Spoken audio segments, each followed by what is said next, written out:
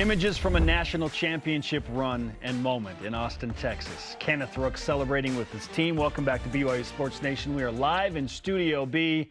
And what's better than seeing the pictures from the event? How about just hosting said national champion in Studio B right now? Kenneth Rooks is with us as head coach. Ed Eyestone, also a multiple-time national champion. Congratulations. Can I hold it? On everything. Can I hold it? The trophy. Hold it. Oh, that's nice. Don't good. break it. Yeah, let's leave it there. Let's leave it there.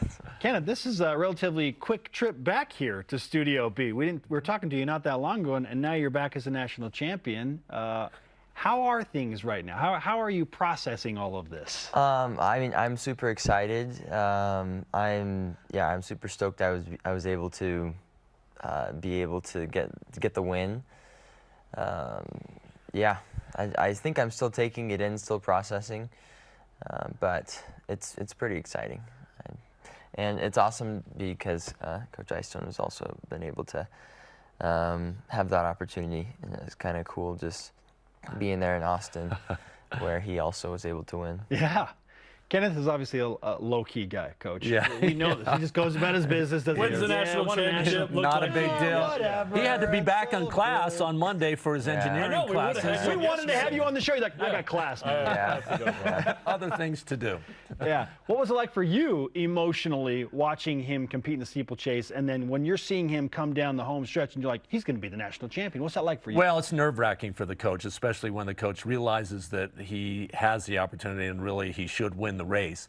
Duncan Hamilton had finished second last year at NCAA's and had actually bested his American collegiate record a few weeks back at the regional meet, and so we knew it was going to be a battle of the two superstars up front. And Duncan started pushing the pace with about 4 laps to go, which is what we kind of had guessed would happen. Kenneth was able to cover each move, though, so that calmed me a little bit. But then at the end, you never really know. And Kenneth made a move with about 600 meters to go, and I went, "Ooh, this is a little bit early," because when the hunter turns into the hunted, and Duncan Hamilton actually responded really quite well, then I was a little bit nervous. But I had confidence in his ability to finish strong. He's finished strong in every race. He hasn't been in any collegiate race. There hasn't been anyone within 6 to 9 seconds of him in all of his victories. So I felt like he knew what he was doing. He can kind of give us probably his insight from his status. It was 6 seconds. Exactly. So were you more confident than Ed when you pulled away? Well, I probably was a little more confident than Ed when I made that move, but I also recognized when I made that move into the lead that I had to maintain that lead all the way to the end. And so I was really trying to be aware of my surroundings, aware of where Duncan was at. So I was kind of checking behind my shoulder a lot, or just seeing the shadows on the side, seeing where he was at.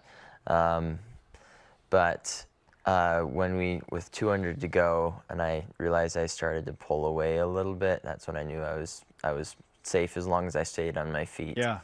So. Which can be nerve-wracking. Yeah, which can be a little nerve-wracking. Yeah, because you just got to get over the last barrier, last water jump, and then we're good. So. Was that the moment where you're like, I just won, I got it? Yeah, when I got over the last barrier, that's the moment where I was like, okay, I just won.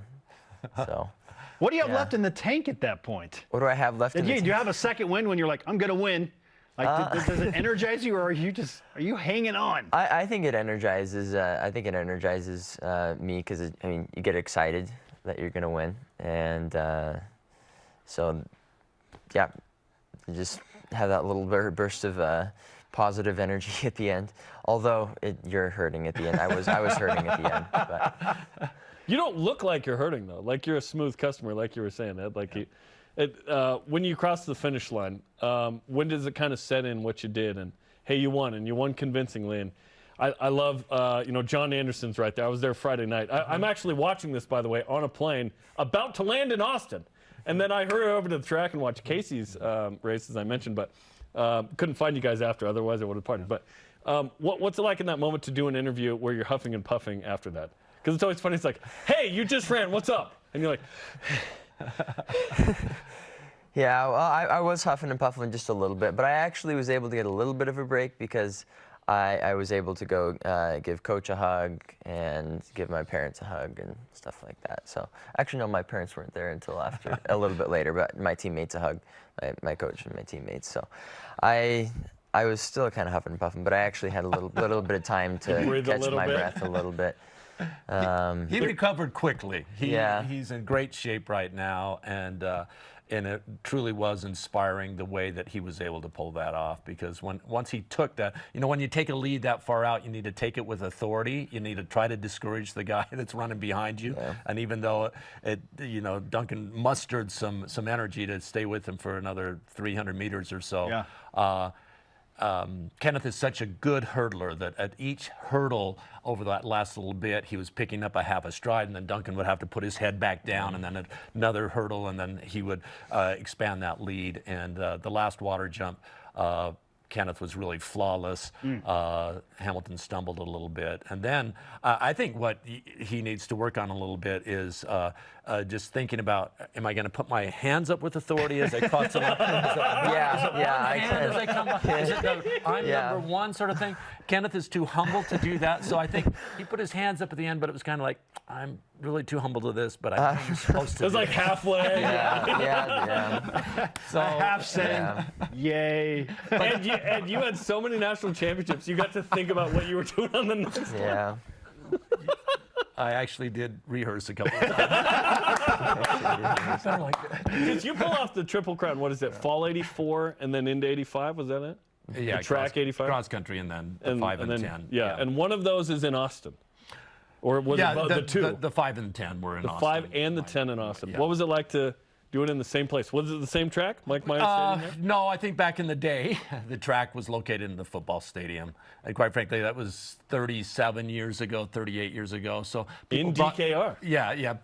People mentioned that, what's it like? And it was like, oh, you're right. It was here in Austin. It was so long ago. It hadn't really even entered my mind until people after the fact mentioned it. But it is cool because I do remember the heat and the humidity that I had to battle through on those two races, and it gave me an even greater appreciation for what he was able to pull off. Look at that picture. Yeah, look at those beautiful images of you. Yeah. From a mere 37 years ago. A few years back. And the humidity was legit. Was it easier to run in that? Did the muscles kind of loosen in a different way there, or was it harder? You're sweating more? The humidity just causes your body to warm up a little bit easier. So the warm up we did a little bit shorter because we just get warmed up a little faster. But as far as like being out in the race, the longer the race, the more the humidity affects you. And so like the 5K and the 10K are especially hard in the humidity. The steeplechase, I feel like it affects a little bit as well. But I felt prepared. I feel like we did a lot of work in the sauna, getting ready, just ready for Austin. I think that helped. And I also was there in 2019 as well, and so I had kind of that experience racing in the humidity before. Even though it was 4 years ago. So I think that all helped. I just felt a lot better this time. And we also had like lots of ice vests and ice balloons and things to keep me cool. Kenneth Rooks, you're a national champion. Correct us if we're wrong, but you told us that typically your go-to meal is a Denny's Grand breakfast. Did you do that in Austin? No, so actually, I did not. But that's because our hotel had breakfast this time. Okay. So I got breakfast. I went to Denny's and waited. Did you? Just kidding. That would have been funny. That would have been funny. What did you eat after to celebrate? After to celebrate, there was a nice pizzeria. I went to Rapolo's Pizzeria afterward. I actually went there the day before, but I didn't get pizza the day before because I was just trying to eat something a little bit better pre-race. And so I was looking forward to that pizza after the race. Yeah. Did anybody in your engineering class have any clue you were the national champion? Did anybody say, my hey, professor did. Oh, good. Okay. Okay. Yeah. Good. That's awesome, man. Yay. If we ever win anything on this show, we'll be like, we did it. Oh, yeah, we did. You are incredibly humble. We're so thrilled for you. Congratulations so on the national championship. And by the way, a top 10 finish by the men's team. Congratulations. Yeah, Big deal. it was a great performance overall by all of our event categories. I think we took We took about 16. We had 17 entries. We came home with 9 first-team All-Americans. Amazing. So really good performances. Yep. Our people, and there was only one Big 12 team that beat us on the men's side. Texas. Hey, you've got a legit case for Program of the Year overall, cross country and track and field. We'll see. Yeah, they will be announcing that later today. Let's go. Okay. We'll see what Let's happens, go. man. We'll give you a firm number 1 if you get that nod. Okay. Yeah, and if you win it, we'll go, yay. Thanks, you guys. Congratulations. Appreciate Thank you it. very much. All right.